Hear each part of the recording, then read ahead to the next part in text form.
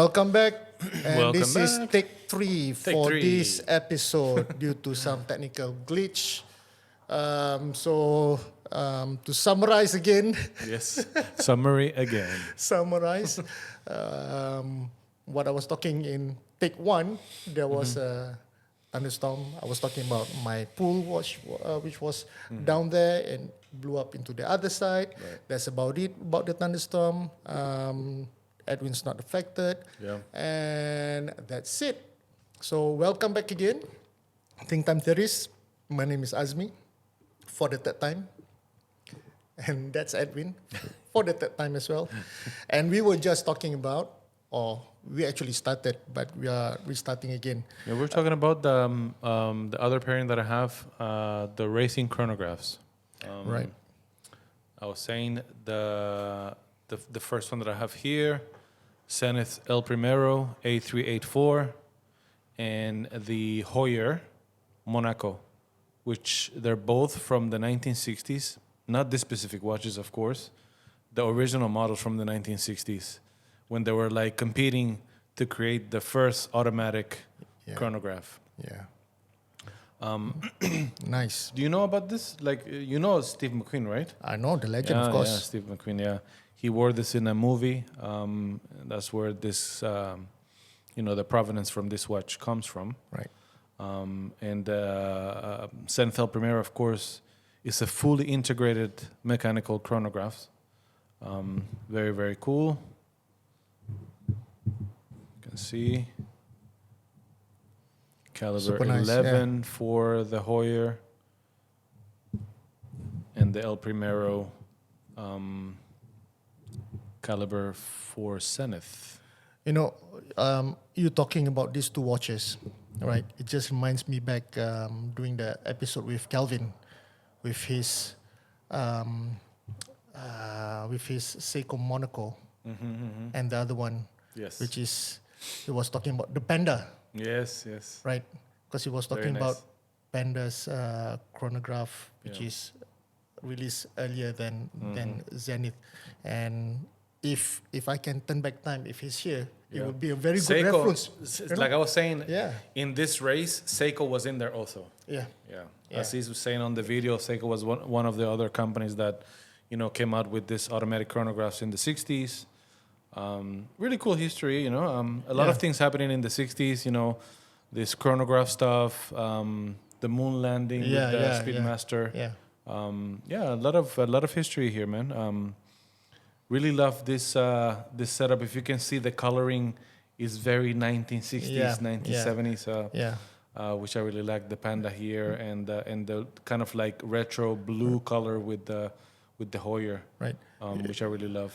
Talking about the moon landing, that happened in 1969, right? 69, yes. 69. Yeah.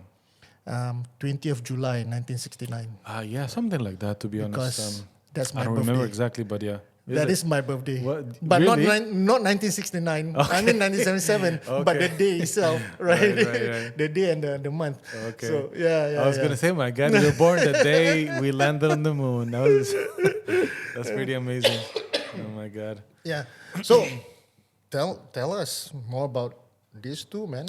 Yeah, man. I mean, of course, El Primero, amazing mechanical chronograph, high beat, 36,000 vibrations per hour. The setup is super cool. The shape of the case, if you see, is not really round. It's more like a tonneau shape, which is pretty interesting. And the track is inside the case, so it's inside the dial, not outside of the dial. Which actually, the first watch that came with that information outside of the dial was the Speedmaster. They actually put it outside for more legibility. But I mean, what can I say about this legendary stuff? Yeah. And what about this guy? This baby here. Yeah, man, it's super quirky, man. It's like, if you see, Yeah. you don't see a lot of watches that are like square like this. Very thick, square, with the date at the 6 o'clock. The coloring scheme. Yeah. It's just It's very unique, man. It is. It has a robotic face. Right, exactly. You know, the two eyes and like a two the, eyes, yeah. a squarish mouth and Yeah. at the date Yeah. is very, very unique. And if you notice also, if you look at this, right, like most watches, right, they have the crown on the 3 o'clock side. The Monaco has the crown on the 9 o'clock side. Do you know why? Why? No, I don't know why. So when they came out with this watch in the 60s, remember, there were no automatic chronographs. Okay. This is one of the first, right? Okay. So Jack Hoyer, he decided to put the crown on the 9 o'clock to let people know this is automatic. You don't have to wind it. Oh. So that he put the crown on the 9 on purpose. Oh, okay. You know? Okay. Which is pretty interesting, right? Man, that's Yeah. that's a very cool Yeah. idea. It's actually also kind of a marketing stint. Exactly, yeah. People will want to buy it Yeah. just because Of that, yeah. you know, right? So, can you show us a little bit of the functions here and there? Yeah, so it's just typical chronographs. Start here, stop, and then reset. Then the winding crown on the left for time setting and all that good stuff. The caliber is not actually the original caliber from the 1960s. Okay. I think this is a Salida base caliber Okay. with Duby Duprat module on top for the chronograph. However, this Zenith is a fully built from the ground up a chronograph integrated, no modules here. This one is a modular chronograph. This one is a fully integrated chronograph. Right. So technically speaking, this is a superior watch, superior movement. It's basically this almost the same as it was back in the 60s. Of course, they have improved on the materials and a couple different things, but it's pretty much the same. This is pretty much a remake of what it was in the 60s. But the function is still the same, of course. These watches are made to be for, well, back in the day for racing car drivers, to be able to time their laps and whatever. So this one, of course, has the tachymeter scale, which you can, depending on the distance, you can track your speed.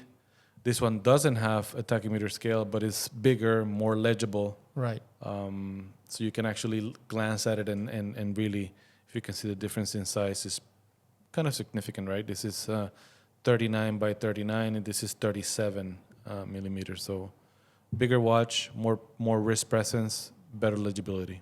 Right. Yeah. I mean, like I said, if I could turn back time and get Calvin here, it's a good. It will be a very good discussion between what he has and what you have. Yeah, exactly. Yeah. It's almost. You will be the other one. Monaco Yeah. and Monaco Exactly, and yeah. Panda and Yeah. your Zenith. Yeah. Yeah. So how much do these cost? This one, the Monaco, I think I'm not really sure because I did not buy this brand new. I bought it from another enthusiast that I have, a friend of mine. But I think it retails right now for about, I want to say 22,000 dirhams. Okay. Okay.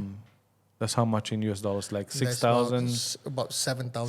$7,000, yeah. 7 to 8,000. And this one I think is around the same price range. I want Right. to say maybe like maybe slightly higher, maybe around 26, 27. But I got them used, so I pay much less. Right. Which is a good thing because, like for people watching, right? If you wanted to get something like this, very historically important, super cool, but not hyped up watches, you can find them on the secondary market for much less than you would pay otherwise. Right, right. From the stores. I've got a question, right, about chronographs, right? This is something that I kind of observe. I don't know whether it's related Yeah. by history, by trend. Whenever I see a chronograph, right, they usually come with a leather band and it has all these ventilated holes. Right. Yeah. Do you know anything about that? Why? Of course, the ventilator holes, they serve a purpose. Of course, if you know that leather and sweat doesn't Of mix. course, yeah. If you wear a leather band, I mean, these days they're actually producing leather bands that are water resistant. Yeah, yeah. Somewhat. Yeah. Not 100%, but Because of somewhat. technology and So stuff. this actually is for your wrist to be able to ventilate Yeah. and to create less damage, if you will, to the band. So Yeah. that's why they usually have these holes here in the band. Yeah. But however, like, I don't know about this one exactly, but I know this one is water resistant to a certain extent. Of course, if you go swimming for course, like half yeah, an hour, of course. it's It's just just going to gonna get swell up. destroyed. But for like daily use, That's and really sweat. it will resist the sweat. Yeah. It's just a question because I noticed, like I mentioned, a lot of the chronographs. Yeah. They always come with bands and then with the holes. Yeah, I yeah. was thinking that maybe it's some kind of To design. be honest with you, it's part of the design. I don't know when it started. Maybe it started back in the 60s or 70s. I don't know. But yeah, it kind of like perpetuated until now where Yeah. like it's kind of part of the design Yeah, of the that's watch. right. That's right. Yeah? Of course, I would probably think it's for ventilation. Right, ventilation, from yeah. from the surface Exactly. of your skin, right? Because it's leather, right? Correct. But like you said, I think that's kind of a carry-on tradition. Right, From exactly. I don't know who made these Yeah. kind of holes to be somewhat matching with a chrono Yeah. watch, and then it just carries on from there. Yes. I've seen from the catalogs like Omega. Omega, yeah. Yeah, Omega and some of the watches. Yeah. Yeah. So that's a very very good highlight amongst what you have here. Talking about the bands and stuff. So that's it. We're gonna wrap this up, and I think. If only Calvin was here, he would probably Kelvin, where are you? he would probably talk more than I do. Yes. Talking about the same, somewhat to Right. Seiko copies of what you have here. Yes.